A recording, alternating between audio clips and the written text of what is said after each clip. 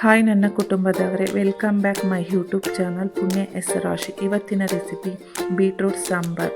Beetroot sambar ದಕ್ಷಿಣ ಭಾರತದ ಸಾಂಪ್ರದಾಯಿಕ ಸಾಂಬಾರಿಗೆ ಆರೋಗ್ಯಕರ ಮತ್ತು ರುಚಿಕರವಾದ ರೂಪವಾಗಿದೆ. ಬೀಟ್ರೂಟಿನ ನೈಸರ್ಗಿಕ ಸಿಹಿ ರುಚಿ, ತೊಗರಿಬೇಳೆ, ಹುಣಸೆಹಣ್ಣು ಮತ್ತು ಸಾಂಬಾರ್ ಪುಡಿಯ ಸುವಾಸನೆ ಸೇರಿ ಈ ಸಾಂಬಾರಿಗೆ ವಿಶೇಷ ರುಚಿಯನ್ನು ನೀಡುತ್ತದೆ.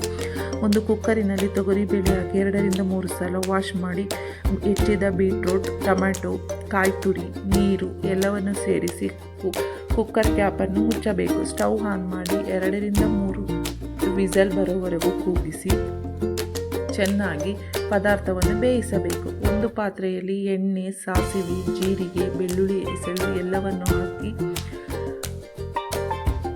ಹಾಕಿ ಹುಣಸೆ ಹಣ್ಣಿನ ರಸ,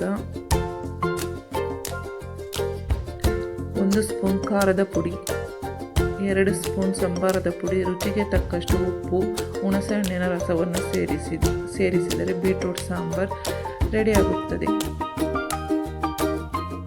ಈ ಸಾಂಬಾರನ್ನು ಅನ್ನ, ಇಡ್ಲಿ, ದೋಸೆ ಹಾಗೂ ರೊಟ್ಟಿಯ ಜೊತೆಗೆ ಸವಿಯಲು ತುಂಬ ಚೆನ್ನಾಗಿರುತ್ತದೆ.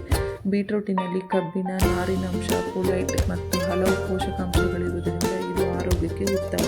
ಮನೆಯಲ್ಲಿ ಸುಲಭವಾಗಿ ಕಡಿಮೆ ಸಮಯದಲ್ಲಿ ಮಾಡುವ ಈ ಸಾಂಬಾರ್ ದೈನಂದಿನ ಊಟಕ್ಕೆ ಒಳ್ಳೆಯ ಆಯ್ಕೆಯಾಗಿದೆ.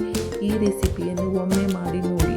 ಅದರ ಸಿಹಿ, ಹುಳಿ, ಖಾರದ ಸಮತೋಲನ ರುಚಿಯನ್ನು ಖಂಡಿತವಾಗಿ ಇಷ್ಟಪಡುತ್ತೀರಿ.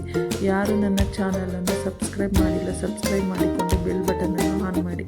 Thank you for watching.